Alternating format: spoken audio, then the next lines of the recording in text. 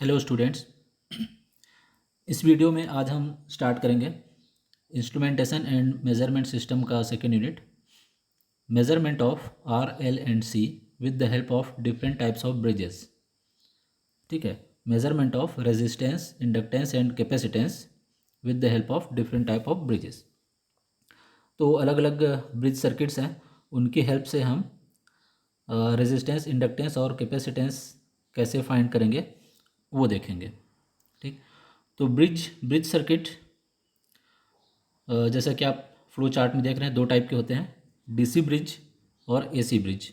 Mainly दो category में हम इनको डिवाइड कर सकते हैं, डीसी ब्रिज और एसी ब्रिज। डीसी ब्रिज की सहायता से हम रेजिस्टेंस निकालेंगे और एसी ब्रिज की सहायता से इंडक्टेंस और कैपेसिटेंस फाइंड करेंगे।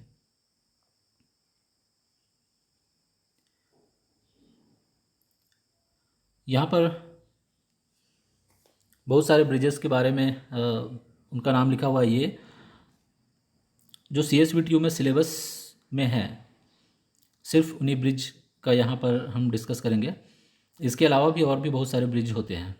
ठीक है, तो रेजिस्टेंस के लिए दो टाइप के ब्रिज हैं, व्हीटस्टोन ब्रिज और Kelvin's double bridge.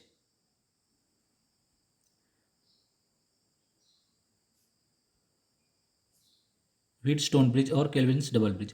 Wheatstone bridge का यूज़ करेंगे मीडियम रेजिस्टेंस के लिए। ठीक है, मीडियम रेजिस्टेंस के लिए, रेजिस्टेंस जिनका वैल्यू 1 ओम से लेके 100 किलो ओम तक होगा। ठीक, तो इस टाइप के रेजिस्टेंस के लिए हम व्हीटस्टोन ब्रिज यूज़ करेंगे। और दूसरी तरफ केल्विन्स डबल ब्रिज है, इसका यूज़ करते हैं लो रेजिस्टेंस के लिए, लो रेजिस्टेंस फाइंड आउट करने के लिए, मतलब जिनका रेजिस्टेंस 1 ओम से कम है। ठीक है, 1 ओम या उससे कम है, ऐसे रेजिस्टेंस के लिए हम केल्विन्स डबल ब्रिज का यूज़ करते हैं। ठीक है, इसी तरह से इंडक्टेंस फाइंड करने के लिए मैक्सवेल ब्रिज है और हेज ब्रिज है। मैक्सवेल ब्रिज जिनका क्वालिटी फैक्टर 1 से 10 तक के बीच में होता है, उसके लिए मैक्सवेल ब्रिज, और मोर देन 10 जिनका क्वालिटी फैक्टर होगा उसके लिए हेज ब्रिज यूज़ करते हैं। इसी तरह से कैपेसिटेंस के लिए शीरिंग ब्रिज और वेन ब्रिज। ठीक है,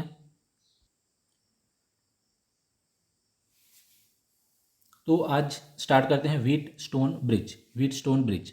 ठीक है, Wheatstone bridge, it is used in the measurement of medium resistance. ठीक, मीडियम रेजिस्टेंस का मेजरमेंट के लिए व्हीटस्टोन ब्रिज का यूज़ करते हैं। मीडियम रेजिस्टेंस मतलब जिनका रेजिस्टेंस 1 ओम से 100 किलो ओम के बीच में होता है। ठीक है, तो ये है व्हीटस्टोन ब्रिज का सर्किट। व्हीटस्टोन ब्रिज का ये सर्किट है। यहाँ पर P, Q, R और S ये सब रेजिस्टेंस का वैल्यू है, ये सभी ओम में है, इनका यूनिट ओम या किलो ओम होगा। ठीक है, तो ये जो सिंबल बना हुआ है, ये जो एरो यहाँ पर है रेजिस्टेंस में, इसका मतलब होता है P और Q ये दोनों वेरिएबल रेजिस्टेंस हैं। ठीक है, मतलब हम इसको वेरी कर सकते हैं, इसका रेजिस्टेंस हम अपने हिसाब से चेंज कर सकते हैं। ये आगे हम प्रैक्टिकल भी करेंगे तो वहाँ पर भी देखेंगे कि दो नॉब रहता है, उन नॉब को टर्न करके, उसको घुमा के हम रेजिस्टेंस का वैल्यू वेरी कर सकते हैं। इसी तरह से S फिक्स रेजिस्टेंस है और R है अननोन रेजिस्टेंस, मतलब यहाँ पर हमको ये जो R है इसी का वैल्यू कैलकुलेट करना है। ठीक है, ये अननोन है, इसी का वैल्यू को हमको जानना है, इसी का वैल्यू फाइंड करना है। ठीक है, तो इस सर्किट में दो वेरिएबल रेजिस्टेंस दिखाया गया है। ये दो जरूरी नहीं है, एक भी हो सकता है और ये तीन भी हो सकता है, ये एस भी वेरिएबल रेजिस्टेंस हो सकता है। ठीक है, बट हम लोग यहाँ पर दो वेरिएबल रेजिस्टेंस का यूज़ कर रहे हैं।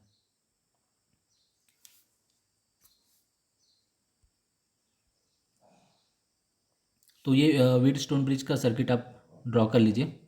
यहाँ पर जो वोल्टेज सोर्स है ये डीसी है। ठीक है, डीसी में इस तरह से लाइन होता है, एक बड़ा और एक छोटा, बड़ा मतलब पॉजिटिव है, छोटा मतलब नेगेटिव है, या फिर इस तरह से भी हो सकता है प्लस माइनस, और इस तरह से सर्कल होता है। ठीक, एसी के केस में क्या होता है, एसी क्या होता है, अल्टरनेटिंग होता है, पॉजिटिव और नेगेटिव चेंज होता रहता है वो, तो उसका जो सिंबल होता है वो कुछ इस तरह से होता है। ठीक है, ये एसी का सिंबल है। तो डीसी वोल्टेज सोर्स हो गया, ये डीसी ब्रिज हो गया, ठीक है।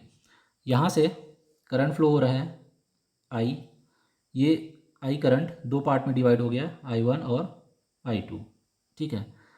ये जो बीच में लगा हुआ है डी और बी के बीच में जी लिखा है, जी मतलब होता है गैल्वेनोमीटर, ये है गैल्वेनोमीटर।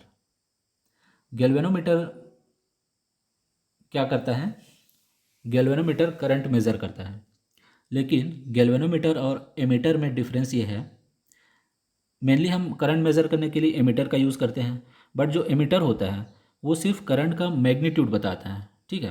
करंट का मैग्नीट्यूड बताता है, उसका डायरेक्शन नहीं बताता कि वो किस डायरेक्शन में फ्लो हो रहा है। लेकिन जो गैल्वेनोमीटर होता है वो डायरेक्शन भी बताता है, ठीक।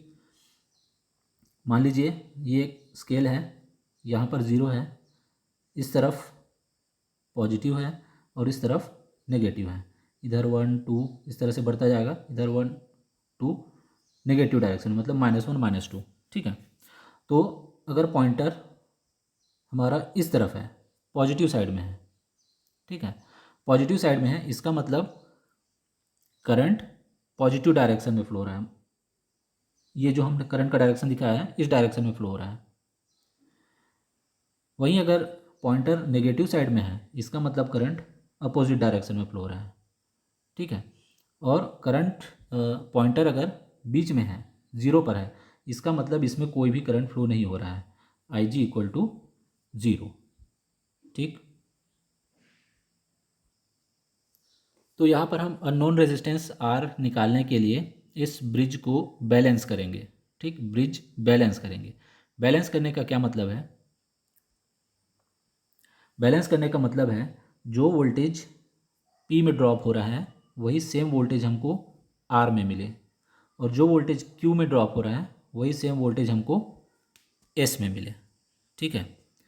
तो पी और आर इन दोनों रेजिस्टेंस का एक पॉइंट कॉमन है सी, इन दोनों में वोल्टेज सेम कब होगा, जब डी और बी ये दोनों भी अगर सेम रहते हैं, ये दोनों भी एक ही पॉइंट होते हैं, ठीक है।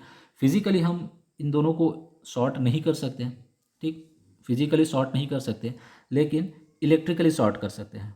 इलेक्ट्रिकली शॉर्ट करने का मतलब है, शॉर्ट सर्किट में क्या होता है, वोल्टेज दो पॉइंट का जो वोल्टेज है वो सेम होता है, ठीक है। तो अगर हम किसी तरह से इन दोनों पॉइंट का वोल्टेज सेम कर दें, इन दोनों पॉइंट का वोल्टेज अगर सेम कर दें तो उसको हम इलेक्ट्रिकली शॉर्ट कह सकते हैं, ठीक है। फिजिकली उन दोनों के बीच में कोई भी वायर शॉर्ट सर्किट ऐसे कनेक्ट नहीं होगा, ठीक। तो अगर इन दोनों का वोल्टेज सेम हो गया, और ये तो कॉमन है, मतलब ये वोल्टेज भी पी और आर दोनों के लिए यहाँ का जो विभव होगा, जो पोटेंशियल होगा वो सेम होगा, तो उस केस में इन दोनों में वोल्टेज सेम आ जाएगा, ठीक है। इसी तरह से क्यू और एस के लिए भी होगा। तो यदि डी और बी इन दोनों का पोटेंशियल, इन दोनों का विभव अगर सेम हो जाता है, अगर दोनों का विभव सेम हो गया तो जो विभवांतर होगा, ठीक है, जो पोटेंशियल डिफरेंस होगा, जो वोल्टेज होगा वो क्या हो जाएगा, जीरो हो जाएगा। अगर वोल्टेज जीरो हो जाएगा इन दोनों के बीच में, तो इसमें से जो फ्लो होने वाला करंट है आई जी, गैल्वेनोमीटर करंट, वो भी ज़ीरो हो जाएगा, ठीक है, आई जी भी ज़ीरो हो जाएगा। तो अब हम इस सर्किट में क्या करेंगे, एस हमको पता है, वोल्टेज हमने अप्लाई किया, ठीक, वोल्टेज अप्लाई किया, उसके बाद पी और क्यू ये दोनों वेरिएबल हैं, इनको हम वेरी करेंगे, और जो गैल्वेनोमीटर है इसका रीडिंग को हम जीरो पर लाएंगे, ठीक है। स्टार्टिंग में ये जीरो पर नहीं होगा, अगर ब्रिज बैलेंस नहीं है तो कुछ ना कुछ करंट इस गैल्वेनोमीटर से फ्लो होगा, ठीक है। तो पी और क्यू को वेरी करके अगर हम जो गैल्वेनोमीटर में करंट जा रहा है आई जी उसको जीरो कर पाते हैं, उसको अगर हम जीरो कर पाते हैं तब वो कंडीशन बैलेंस कंडीशन होगा, ठीक है। देखते हैं आगे कि किस कंडीशन में आई जी ज़ीरो हो जाएगा। अब आगे कैलकुलेशन आसान हो इसके लिए मैंने इस सर्किट को इस तरह से बना लिया, ठीक है। ये दोनों सर्किट सेम हैं, यहाँ पर देखिए पी क्यू आर और एस वो तो अपनी जगह पर हैं, लेकिन जो वोल्टेज सोर्स है और गैल्वेनोमीटर है उसका पोजीशन मैंने चेंज कर दिया है, बट सर्किट सेम है। देख सकते हैं पॉइंट सी और ए के बीच में वोल्टेज सोर्स कनेक्टेड है, वही पॉइंट सी और ए के बीच में वोल्टेज सोर्स कनेक्टेड है। सर्किट में इसको मैं बाहर से दिखा रहा था और यहाँ पर इसको मैं ब्रिज के अंदर दिखा रहा हूँ।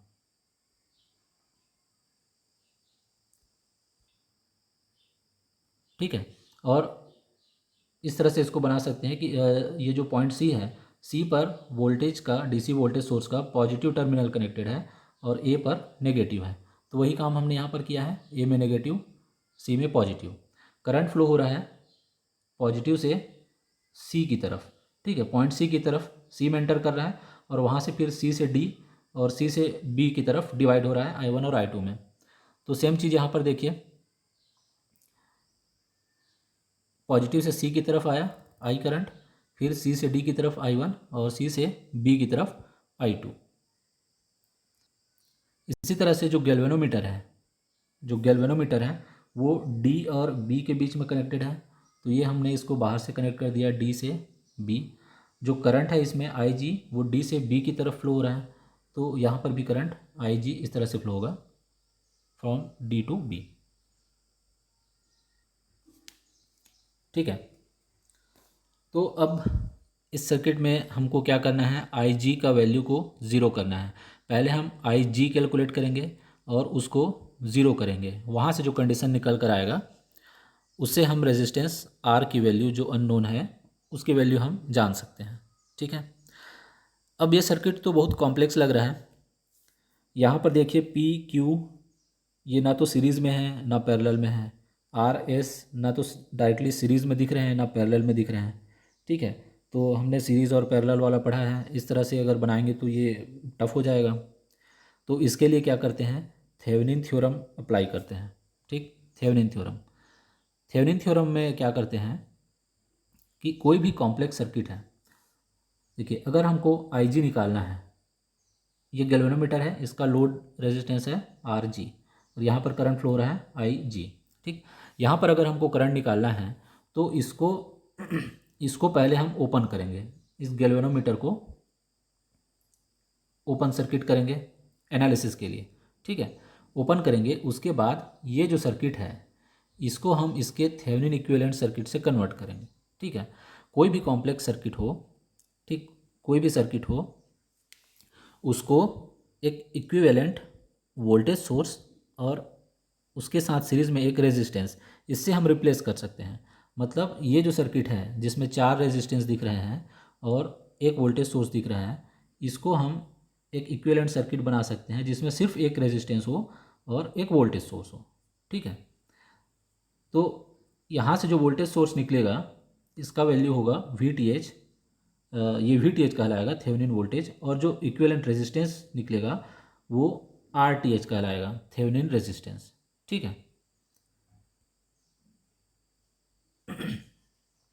तो ये हो गया थेवेनिन इक्विवेलेंट सर्किट, इस तरह से बनेगा।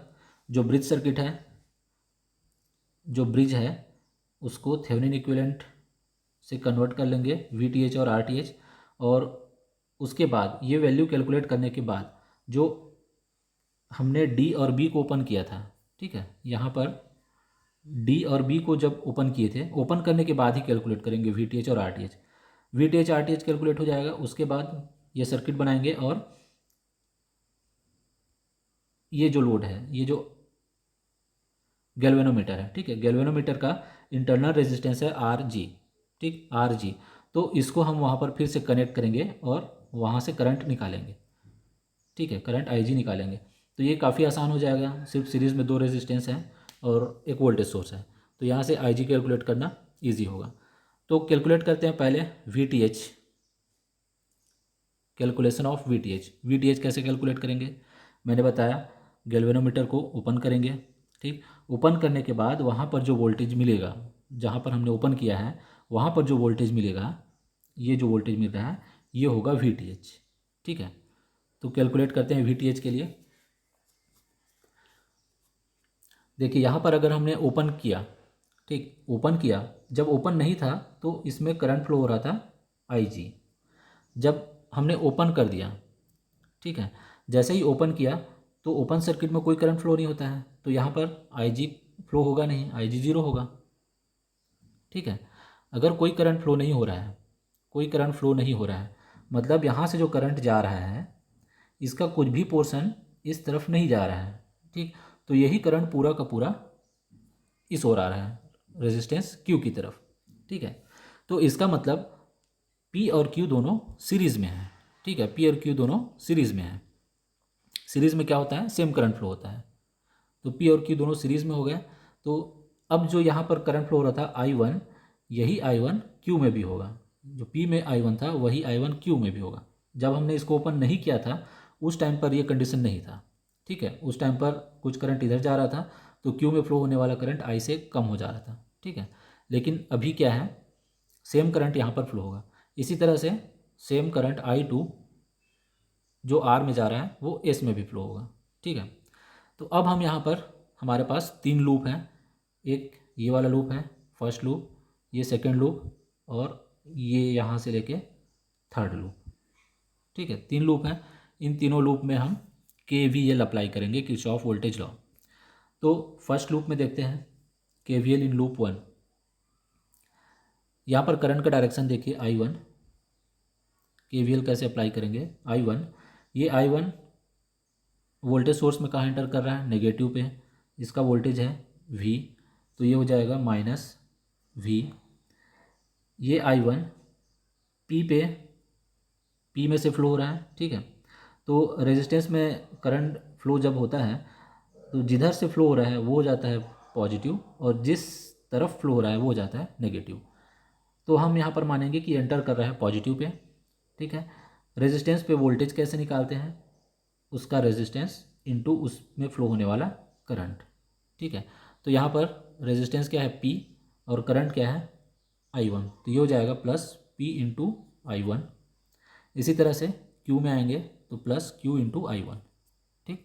-V1 + PI1 + QI1, ये देखिए -V1 -V + PI1 + QI1 = 0, ठीक है।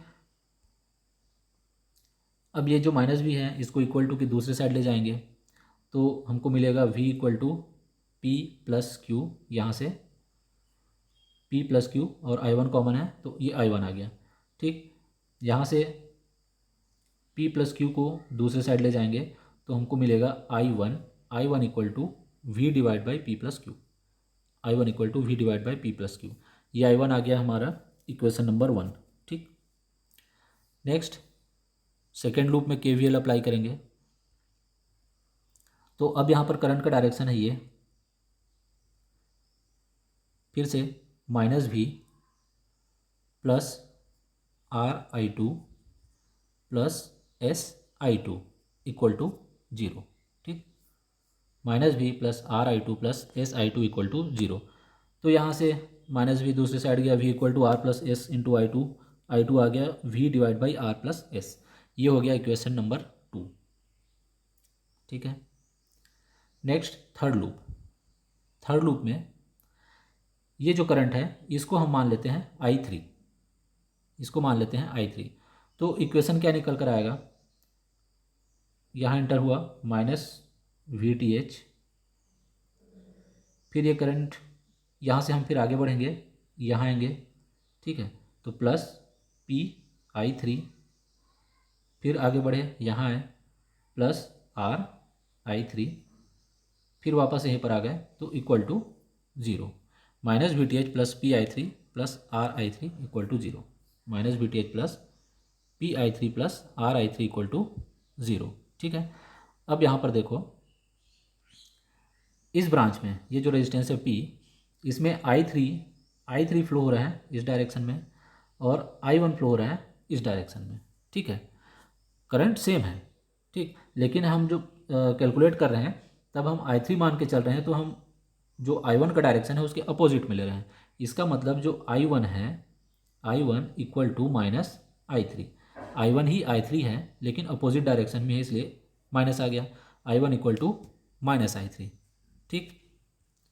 और जो I3 है वो R2 में इस डायरेक्शन में फ्लो हो रहा है, जो I2 है ये भी इसी डायरेक्शन में फ्लो हो रहा है, दोनों सेम डायरेक्शन में फ्लो हो रहे हैं। तो यहाँ पर हो जाएगा I2 = I3, ठीक है। I2 ही I3 है। -VTH -PI1 + R I2, ठीक है, I3 equal to I2, I3 equal to I2 और I3 इक्वल टू -I1, ठीक, इक्वल टू 0। अब यहाँ से I1 और I2 हमने यहाँ पर कैलकुलेट किया है, I1 और I2 हमने यहाँ से निकाला है। I1 है V by P plus Q और I2 है V by R plus S. ये दोनों वैल्यू हम यहाँ पर रखेंगे, तो ये हो जाएगा -VTH minus P V divide by P plus Q plus R into V divide by R plus S, ठीक है। इसके आगे मैथमेटिक्स है, तो इसके आगे और एक्सप्लेन करने की ज़रूरत नहीं है। ये आप यहाँ से VTH निकाल सकते हैं। VTH इक्वल टू, इसको जब सॉल्व करेंगे, ठीक है, -VTH इधर जाएगा, पॉजिटिव हो जाएगा, और जब इसको सॉल्व करेंगे तब हमारे पास फाइनली ये वैल्यू आता है VTH equal to RQ minus PS divide by P plus Q R plus S into V, ठीक। ये यहाँ से VTH आ गया। थेवेनिन इक्विवेलेंट सर्किट में हमको कन्वर्ट करना है, तो यहाँ से हमारा VTH पहला वैल्यू आ गया, ठीक है। इसको नोट करते चलिए, समझते चलिए। फास्ट होगा तो वीडियो पॉज करके रिवाइंड करके फिर से देखना है, ठीक। VTH आ गया। अब नेक्स्ट, अब हम कैलकुलेट करेंगे RTH, थेवेनिन रेजिस्टेंस।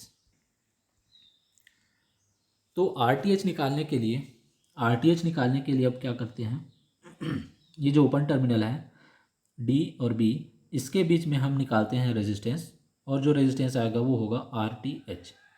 इसके लिए उस सर्किट में जितने भी इंडिपेंडेंट सोर्स हैं उनको हम स्विच ऑफ कर देंगे, ठीक। मतलब जो वोल्टेज सोर्स है उसको शॉर्ट करेंगे, यदि करंट सोर्स होगा तो उसको ओपन करेंगे। यहाँ पर वोल्टेज सोर्स था, इसको हमने शॉर्ट किया, ठीक है। RTH कैलकुलेट करने के लिए इसको हमने शॉर्ट किया। तो इसको शॉर्ट करेंगे, ये सर्किट कुछ इस टाइप का बनेगा, ठीक। शॉर्ट हुआ मतलब ये दोनों पॉइंट सेम हो गए, तो इसको इस तरह से भी बना सकते हैं। ये दोनों पॉइंट एक हो गए, तो P और Q का एक टर्मिनल एक पॉइंट से कनेक्टेड है, दूसरा टर्मिनल एक दूसरे पॉइंट से कनेक्टेड है। इसको हम इस तरह से बना सकते हैं। ये P और Q का इक्विवेलेंट हो गया, ये R और S का। तो यहाँ से क्या दिख रहा है, P और Q ये दोनों पैरेलल हैं, और R S ये दोनों पैरेलल है, ठीक है। पैरेलल कॉम्बिनेशन कोई भी दो रेजिस्टेंस का होता है तो उसका फॉर्मूला आपको पता होगा, उसका इक्विवेलेंट कैसे निकालते हैं। P और Q है तो इसका इक्विवेलेंट हो जाएगा P into Q divide by P plus Q. R S तो इसका हो जाएगा R into S divide by R plus S, ठीक है। अब ये दोनों रेजिस्टेंस आ गए सीरीज़ में, सीरीज़ में क्या होता है, सीधा सीधा ऐड हो जाता है। तो ये वैल्यू और ये वैल्यू ऐड हो जाएंगे, और जो रिज़ल्ट मिलेगा वो होगा हमारा RTH, ठीक है। देख सकते हैं यहाँ पर RTH equal to P Q by P plus Q plus RS by R plus S. ये आ गया RTH। VTH इससे पहले के स्लाइड में हमने देखा था, वही हमने यहाँ कॉपी कर लिया, RQ minus PS by P plus Q R plus S into V, ठीक है। तो अब फाइनल अपने सर्किट पे आते हैं। जो ब्रिज सर्किट था उसको हम इस सर्किट में कन्वर्ट कर सकते हैं, ठीक है। यहाँ से हमको VTH मिल गया, RTH मिल गया, ठीक। RG अभी अननोन है, तो यहाँ से हम IG कैलकुलेट करेंगे, ठीक है। लूप लगाएंगे, IG कैलकुलेट करेंगे, और बैलेंस कंडीशन में IG क्या होता है, जीरो होता है, उसको जीरो करेंगे। उसके बाद देखते हैं क्या रिजल्ट आता है।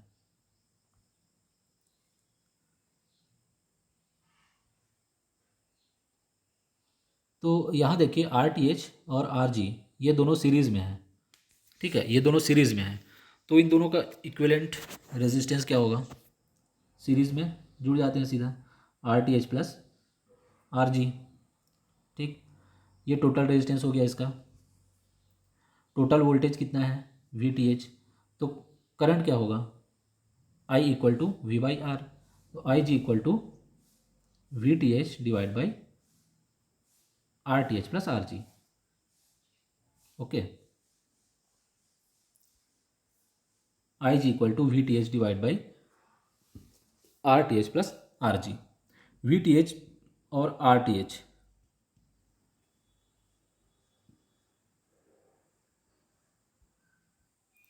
तो वी टी एच और आर टी एच हमने पहले कैलकुलेट कर लिया है। वैसे देखा जाए तो यहाँ पर आर टी एच कैलकुलेट करने की ज़रूरत नहीं थी, बिना उसके भी हमारा जो पर्पज़ है वो हो सकता था, वो फुलफिल हो सकता था। ठीक है, लेकिन क्योंकि मेरे को थेवेनिन थ्योरम बताना था तो इसलिए मैंने आर टी एच भी यहाँ पर कैलकुलेट कर लिया। ठीक है, यहाँ से वी टी एच का वैल्यू, वी टी एच का वैल्यू जब यहाँ पर रखते हैं तो हमको ये इक्वेशन मिलेगा। ठीक, वी टी एच का वैल्यू यहाँ पर पुट करेंगे। अब इसके बाद जब ब्रिज बैलेंस होता है, ठीक है, under balance condition I G equal to zero, I G equal to zero. I G क्या है, आई जी ये वाला वैल्यू, तो दिस इक्वल टू ज़ीरो करेंगे। ठीक है, R Q minus P S into V divide by P, ये जो भी है इक्वल टू ज़ीरो। ठीक है, इसको जब ज़ीरो करेंगे उसके बाद ये जो डिनोमिनेटर में है इसको इस साइड ले जाएंगे तो ज़ीरो के साथ ये मल्टीप्लाई होगा। ठीक, जीरो के साथ मल्टीप्लाई होगा तो ये भी क्या हो जाएगा, ज़ीरो। बचेगा क्या, ये न्यूमरेटर वाला part, R Q minus P S into V equal to zero. ठीक है, वी को इस साइड ले जाएंगे तो जीरो डिवाइड बाई वी होगा, जीरो डिवाइड बाई वी, तो ये भी ज़ीरो हो जाएगा। बचेगा R Q minus P S equal to zero. अब ये जो माइनस पी एस है इसको दूसरे साइड ले जाएंगे तो जीरो प्लस पी एस हो जाएगा, मतलब पी एस। ठीक है, तो आर क्यू इक्वल टू आ गया P S, R Q equal to P S. यहाँ से निकल जाएगा R equal to P S divide by Q, R equal to P S divide by Q. R क्या है, अननोन रेजिस्टेंस, जिसको हमें, जिसका वैल्यू हमको निकालना था, पी एस और क्यू ये हमको पता है। ठीक है, इसका वैल्यू पता है। तो इस तरह से जब ब्रिज बैलेंस करेंगे उसके बाद ये जब फॉर्मूला अप्लाई करेंगे, ठीक है, तो रेजिस्टेंस आर जो अननोन है वो हमको अब पता चल जाएगा, उसका वैल्यू अब निकल जाएगा। ओके, तो कुछ पॉइंट हैं। बैलेंस कंडीशन में क्या क्या होता है, under balance condition product of opposite arm resistance R equal P S equal to R Q. ठीक, तो ये फॉर्मूला आपको याद रखने की ज़रूरत नहीं है। कन्फ्यूज़न हो सकता है कि पी ऊपर था या क्यू ऊपर था। ठीक है, एस डिनोमिनेटर में था, कौन सा था, और यहाँ पर सर्किट जब ड्रॉ करेंगे तो पी का पोजीशन क्या है, क्यू का पोजीशन क्या है, इसमें कन्फ्यूज़न हो सकता है। ठीक, तो इसको ध्यान में रखिए, कोई भी रेजिस्टेंस कहीं पर भी रखें, पी क्यू आर एस की जगह R one R two R three R four कुछ भी रखें, जो अपोजिट आर्म है पी इंटू एस करना है, पी इंटू एस। ठीक, यहाँ जो भी रेजिस्टेंस हो, यहाँ जो भी रेजिस्टेंस हो, उन दोनों को मल्टीप्लाई करेंगे equal to R into Q. ठीक, जो अपोजिट आर्म के रेजिस्टेंस हैं उनको मल्टीप्लाई करना है और इक्वल करना है। ठीक है, तो ये हो गया। फिर सेकंड पॉइंट है voltage across galvanometer, voltage across galvanometer V D B. ठीक है, वोल्टेज अक्रॉस गैल्वेनोमीटर मतलब इस पॉइंट और इस पॉइंट का वोल्टेज, तो V D B equal to zero. ठीक है, वी डी बी जीरो होता है, वी डी बी मतलब V D minus V B, तो ये क्या होता है, जीरो होता है, और ये जीरो होगा तभी करंट आई जी जीरो होगा। ठीक है,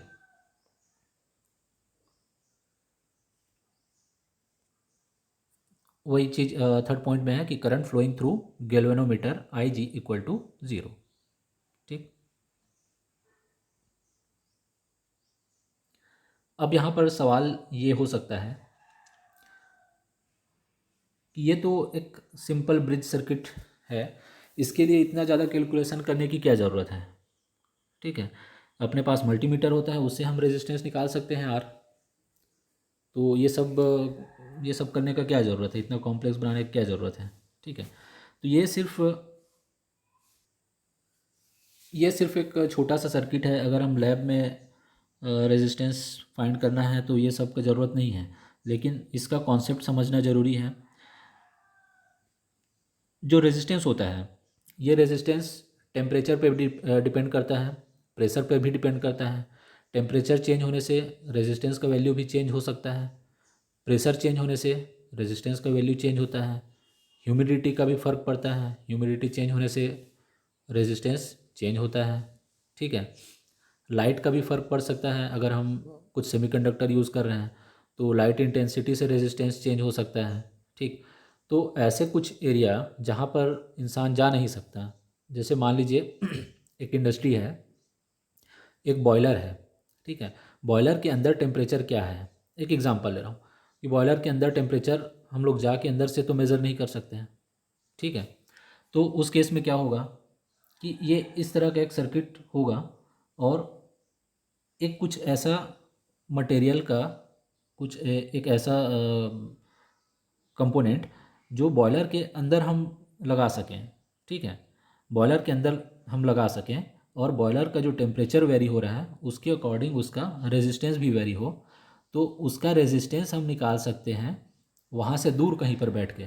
ठीक है, और उस रेजिस्टेंस के हिसाब से, क्योंकि जो रेजिस्टेंस चेंज हो रहा है उसका एक प्रॉपर्टी है कि इतना रेजिस्टेंस चेंज हुआ मतलब इतना टेम्परेचर चेंज हुआ होगा, तो उसके हिसाब से हम टेम्परेचर निकाल सकते हैं। बॉयलर के अंदर प्रेशर कितना है वो प्रेशर निकाल सकते हैं, क्योंकि प्रेशर पे भी डिपेंड करता है रेजिस्टेंस। ठीक है, तो इस तरह से हम यूज़ कर सकते हैं कि ये जो रेजिस्टेंस आर है इसको हम ऐसे जगह पर रखें जहाँ पर हम आसानी से नहीं पहुँच सकते, और जो पी क्यू और एस है वो हमारे पास रहे, सर्किट में रहे। ठीक है, तो इस तरह से इस व्हीटस्टोन ब्रिज का यूज़ करके अननोन रेजिस्टेंस हम फाइंड कर सकते हैं। ओके, तो उम्मीद करता हूँ व्हीटस्टोन ब्रिज का कॉन्सेप्ट क्लियर हुआ होगा। मिलते हैं नेक्स्ट वीडियो में एक नए सर्किट के साथ। Thank you.